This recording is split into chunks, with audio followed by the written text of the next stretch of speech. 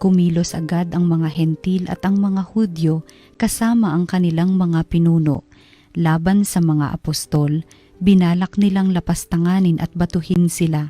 Subalit nang malaman ito ng mga apostol, sila'y tumakas patungo sa Listra at Derbe, mga lungsod ng Lycaonia, at sa lupaing nasa palibot.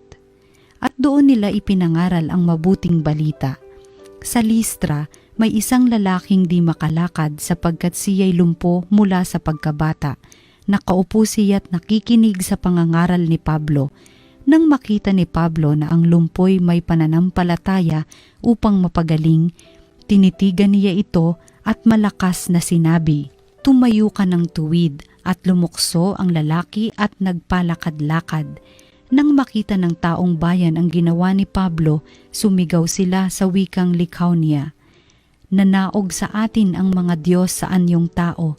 Tinawag nilang Zeus si Bernabe at Hermes naman si Pablo, sapagkat siya ang tagapagsalita. Nasa pagpasok ng lungsod ang templo ni Zeus. Nang marinig ng saserdote nito ang nangyari, nagdala siya sa pintong lungsod ng mga torong may kuwintas na bulaklak upang ihandog niya at ng taong bayan sa mga apostol. Nang malaman ito ni Bernabe at Pablo, hinapak nila ang kanilang mga damit at patakbong pumagitna sa mga tao.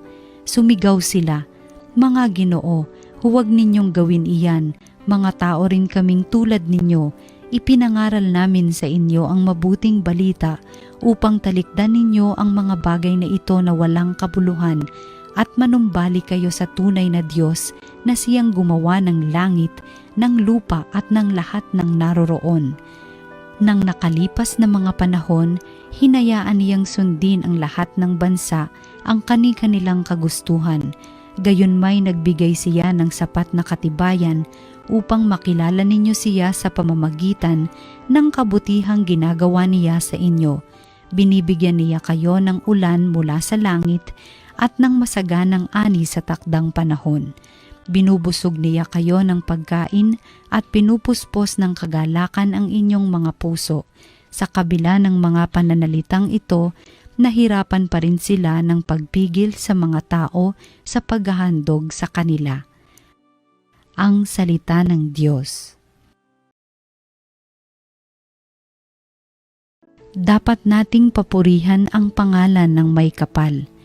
Tanging sa iyo lamang poon ang dakilang karangalan, hindi namin maaangkin pagkat ito'y iyo lamang, dahilan sa ika'y tapat at wagas ang pagmamahal. Ganito ang laging tanong sa amin ng mga bansa, nasaan ba ang inyong Diyos, ang palaging winiwika? Dapat nating papurihan ang pangalan ng may kapal. Ang Diyos namin nasa langit, naroon ang Diyos namin, at ang kanyang ginagawa ay kung ano ang ibigin. Ginawa sa ginto't pilak ang kanilang mga Diyos, sa kanila'y mga kamay nitong tao ang nag-ayos. Dapat nating papurihan ang pangalan ng may kapal. Pagpalain sana kayo, pagpalain kayong lubos, pagpalain ng lumikha ng langit at sansinukob, Panginoon ang may-ari ng buong sangkalangitan, samantalang ang daigdig ay sa tao ibinigay. Dapat nating papurihan ang pangalan ng may kapal. Ang mabuting balita ng Panginoon ayon kay San Juan. Noong panahong iyon, sinabi ni Jesus sa kanyang mga alagad, "Ang tumatanggap sa mga utos ko at tumutupad nito ang siyang umiibig sa akin. Ang umiibig sa akin ay iibigin ang aking Ama, iibigin ko rin siya at ako'y lubusang magpapakilala sa kanya." Tinanong siya ni Judas, hindi ang Iscariote, "Panginoon, bakit po sa amin lamang kayo magpapakilala ng lubusan at hindi sa sanlibutan?" Sumagot si Jesus, "Ang umiibig sa akin ay tutupad ng aking salita. Iibigin siya ng aking Ama at siya'y sa kanya at mananahan sa kanya. Ang hindi umiibig sa akin ay hindi tumutupad sa aking mga salita. Hindi akin ang salitang narinig ninyo, kundi sa Amang nagsugo sa akin. Sinabi ko sa inyo ang mga bagay na ito, samantalang kasama pa ninyo ako. Ngunit ang patnubay, ang Espiritu Santo na susuguin ng Ama sa pangalan ko, ang siyang magtuturo sa inyo ng lahat ng bagay at magpapaalaala ng lahat ng sinabi ko sa inyo. Ang mabuting balita ng Panginoon. Pinupuri ka namin, Panginoong Hesukristo.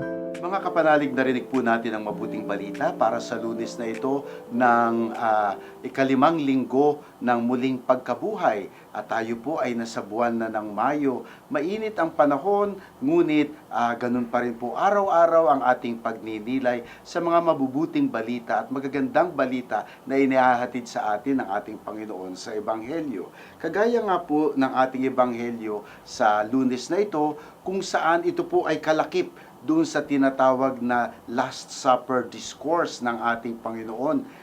Isipin niyo po na sila po, ang ating Panginoon kasama ang kanyang mga alagad ay nasa hapag ng huling hapunan. At doon po parang mahaba ang turo ng ating Panginoon, ang kanyang mga huling habilin sa kanyang mga alagad.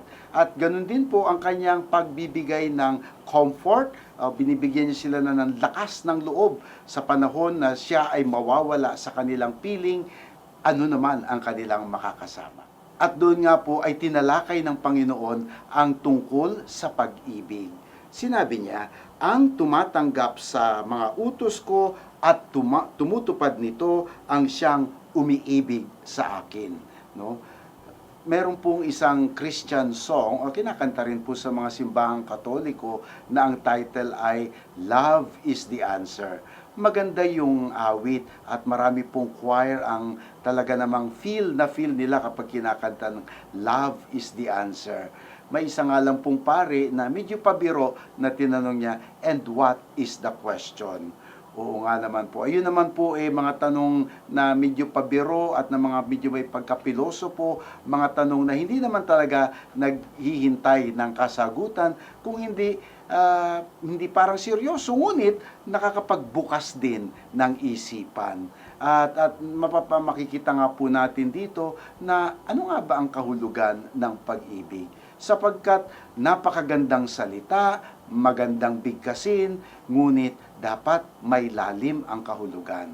At dito nga po sa ating Ebanghelyo, sinabi ng Panginoon, pinagsama niya ang pag-ibig at pagtanggap at pagtupad ng kanyang mga utos.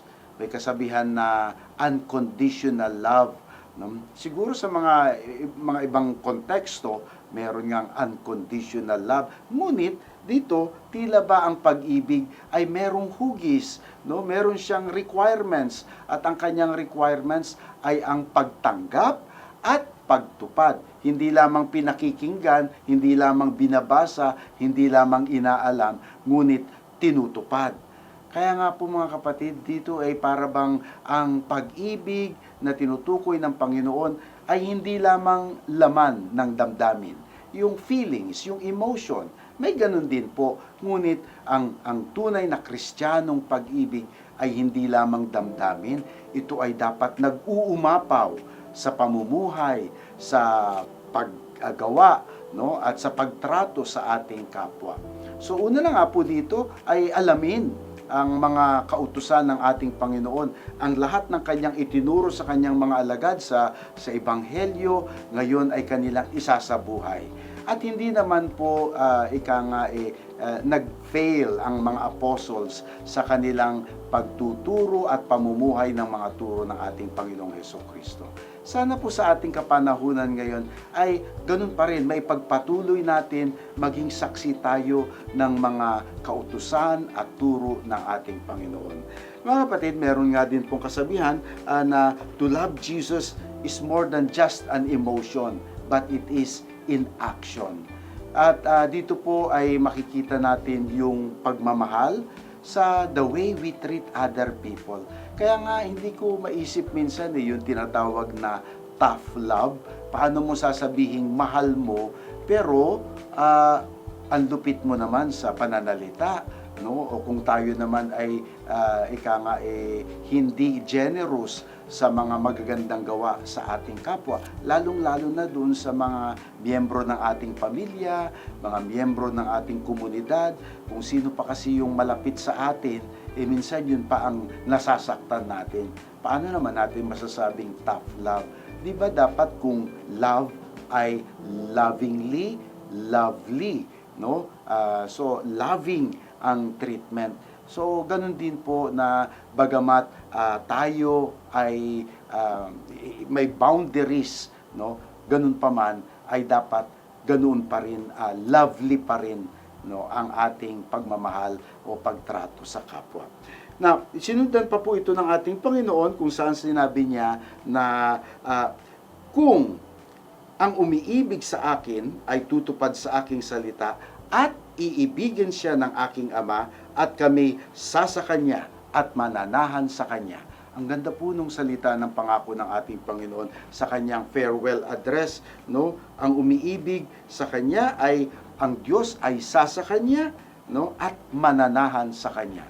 Siguro po yun po talaga yung moment of grace, ang state of grace kung saan napapasa atin ang Panginoon at siya ay nananahan sa atin. At kapag tayo naman po ay nagkakamali, nagkakasala, ay tila ba nasisira o napupunit ang ugnayan na yan ng sa ating Panginoon.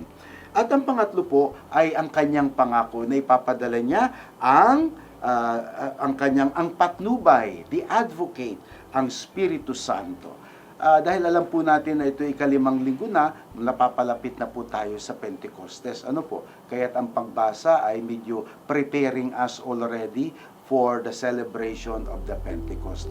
Kaya nga po ang ating Panginoon hindi lamang siya nag-predict ng kanyang paghihirap, pagkamatay at muling pagkabuhay. Actually, ipinangako niya rin ang pagdating ng Espiritu Santo. Mga kapatid, bilang mga Kristiyano, sana po ay maisabuhay natin ang ating pagmamahal sa Panginoon sa pamamagitan ng pag-aalam, no, ng mga utos ng kanyang mga utos at mga aral na kanyang iniwanan sa atin. At naway ito'y ating maisabuhay. At ang makatutulong po sa atin sa gawaing yan ay walang iba, ang Espiritu Santo. Amen.